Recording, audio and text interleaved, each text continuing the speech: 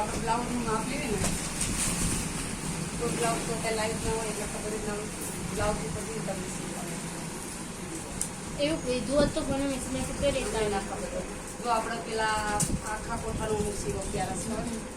તો 14 રાખવાની આ લંબાઈ ગમે ડાયરામ લખો અને પછી આખા કોઠાનું બનાવવું હોય તો હા એમાં ડાયરો આપણે કાજલ કોઈ એક લખો અત્યારે બધા નહીં અલી ના અલી વધારે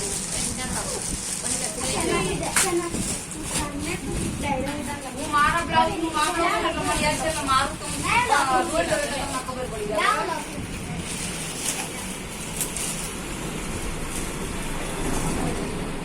લંબાઈ એટલે 15 રાખવાની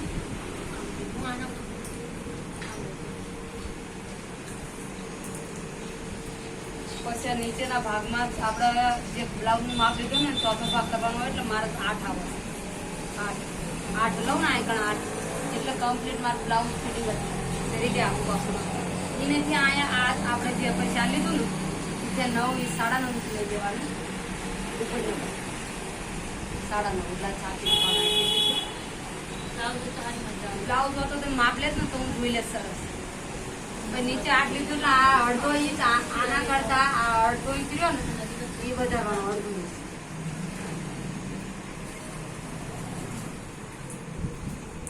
દોરી આપવાનું લાન પણ હું લખી દીધું પછી તો આ 15 નો બીજો નિશાન કરી એટલે અહીંયા આજે આ ભાગે આવા આપણે ગળાનો આવે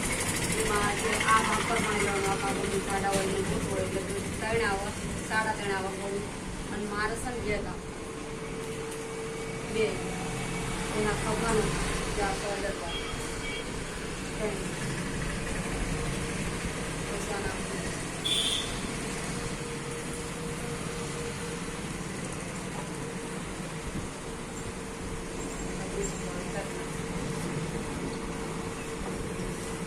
આપણે ગળું જે ગળું મોટા નીચે પટ્ટી તો નથી રાખતા હતા 3 ની રાખવા કોઈ 4 ની રાખે નીચે તો આપણે બ્લાઉઝ એ પ્રમાણે આ ગળું છે ને માટલા ટાંકવાનું છે ગોળ કરવું હોય તો આપણે અહીંથી આમ સીધું ત્યારે ચોરસ બોઈ દેવાનું અને દરેક આમ વાંક આવી દેવાનું એટલે ગોળ તો એટલે જમશે પડે છે આ બ્લાઉઝ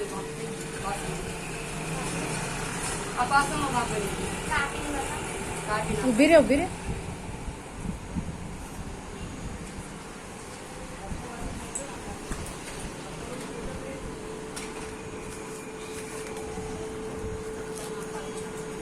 તો કરી ને અહીંયા ત્યાંથી લઈ નહીં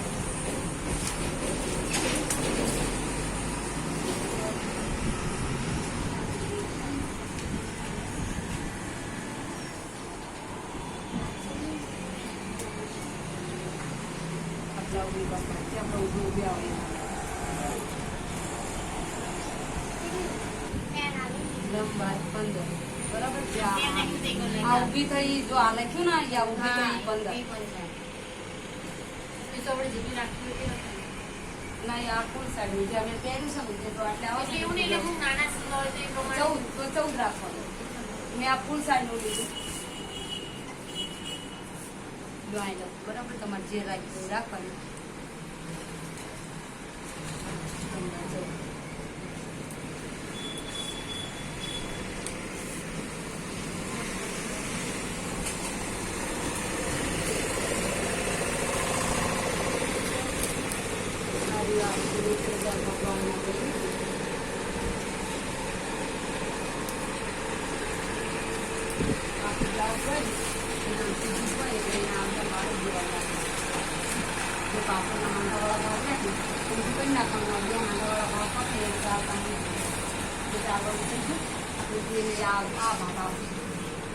આ થાવ એટલે ફિટિંગ કરવાનું બધું આવી છે